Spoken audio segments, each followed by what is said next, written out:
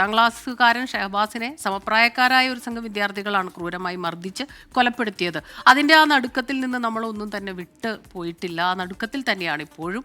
ഇതിനിടെ ഇങ്ങനെ ഒരു വാർത്ത വരുന്നു. ചേവായൂർ മായനാട് സ്വദേശിയായ 20-കാരൻ സൂരജാണ് സമാന രീതിയിൽ കൊല്ലപ്പെട്ടത്. സമീപത്തെ കോളേജിൽ നടന്ന നിസാര പ്രശ്നമാണ് സംഘർഷത്തിലേക്കും സൂരജിന്റെ കൊലപാതകത്തിലേക്കും നയിച്ചത്.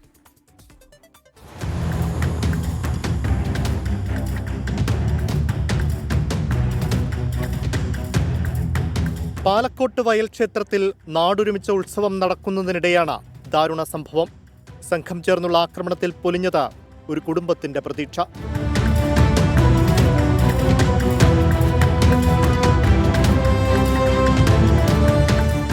സമീപത്ത് കോളേജിലെ വിദ്യാർത്ഥിയാണ് കൊല്ലപ്പെട്ട സൂരജിന്റെ സുഹൃത്ത്. കാർ പാർക്ക് ചെയ്യുന്നതുമായി ബന്ധപ്പെട്ട് സൂരജിന്റെ സുഹൃത്തും കോളേജിലെ മറ്റു ചില വിദ്യാർത്ഥികളും തമ്മിൽ പ്രശ്നം നടന്നിരുന്നു.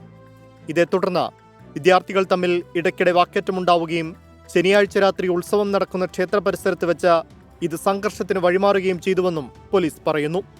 സുഹൃത്തിനെ മർദ്ദിക്കുന്നത് തടയാനെത്തിയതായിരുന്നു സൂരജ്.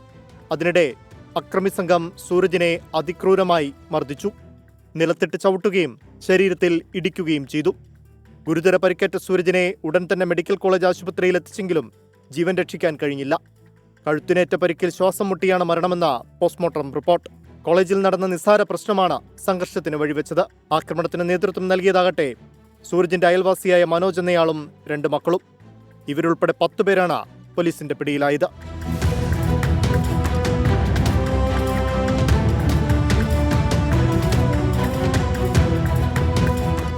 24 കോഴിക്കോട്.